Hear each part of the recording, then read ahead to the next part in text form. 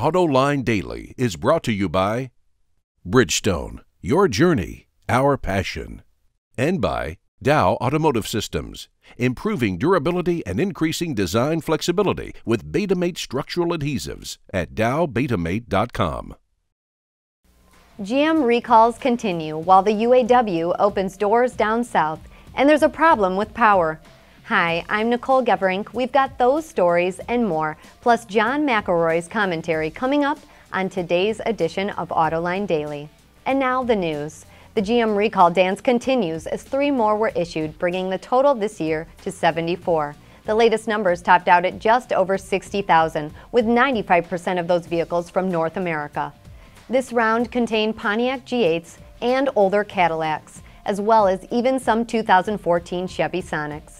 In addition, GM issued a stop delivery order on its new midsize pickups, the Chevy Colorado and GMC Canyon, due to questions with the driver's side airbag. That's bad news for the automaker as it looks to make a splash with these new trucks. In fact, the company is looking to make a global move in the midsize segment as it teams up with Isuzu to develop a truck to sell around the world. Each company will build its own trucks, but so far, no on-sale date just yet. And by the way, stay with us through the break when John talks about GM's efforts to grow the mid-size truck segment. Meanwhile, while many in Alabama were focused on college football this weekend, they might have missed a little union history when the UAW opened Local 112. Officially known as Mercedes-Benz U.S. International, the chapter looks to represent the workers at the company's 17-year-old SUV plant near Tuscaloosa. And though some did sign up immediately, it may be a while before the union can negotiate contracts, as it looks to grow the membership of this local. By the way, it should be noted the UAW had the blessing of Daimler's German labor union, IG Metall, which was also there for the opening. The U.S. malaise in electric car sales seems to be over as they've continued to grow throughout the year. Now, even though totals are only a little over 0.5% of the market, the Nissan Leaf, Tesla's Model S, and the new sales dynamo, the BMW i3, show that there is a growing customer base in the handful of states where they're all available.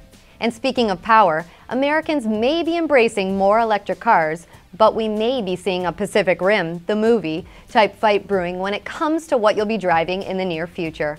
The Wall Street Journal reports that both Daimler's Dieter Zetsche and his Nissan Renault counterpart Carlos Ghosn teamed up against Toyota's planned launch of a fuel cell-powered vehicle at last week's Paris Auto Show. With Mr. Ghosn's company so invested in electrics and Daimler into clean diesel and others focusing on hybrids, the executives say they want to see more of an industry standard to things rather than every company pursuing its own avenue. Either that or maybe they're a little frightened of Toyota's track record with the Prius. And by the way, if you haven't caught any of Autoline's Paris coverage yet, be sure to check out our individual interviews anytime at our website or YouTube channel. Coming up next, John McElroy talks Thermo-Nuclear truck wars. Dow Automotive Systems, driving solutions in automotive, commercial transportation, and aftermarket with innovative products like Betamate structural adhesives. Lighter, stronger, safer. dowbetamate.com.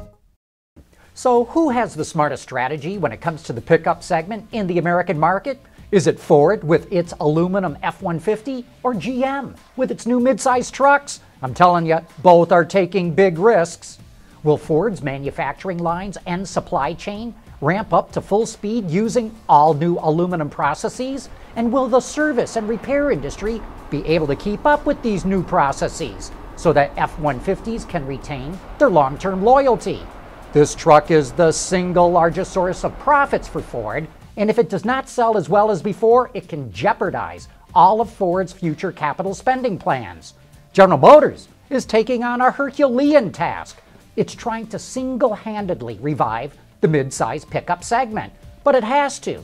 Its new midsize trucks will undoubtedly cannibalize some sales from its full-size pickups. So unless it sells more than enough midsize trucks to make up for that loss, its strategy will have backfired.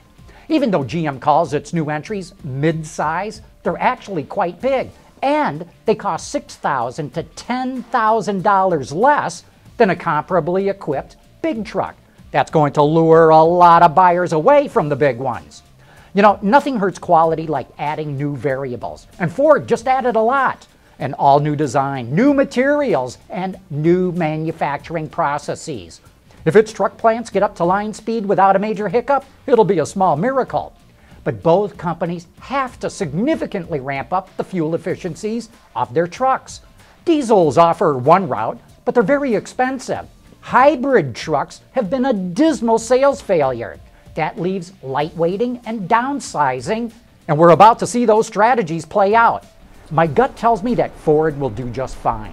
It could hit some speed bumps getting up to line speed, but customers will welcome a pickup that handles and brakes better, offers more capability, and delivers better fuel economy.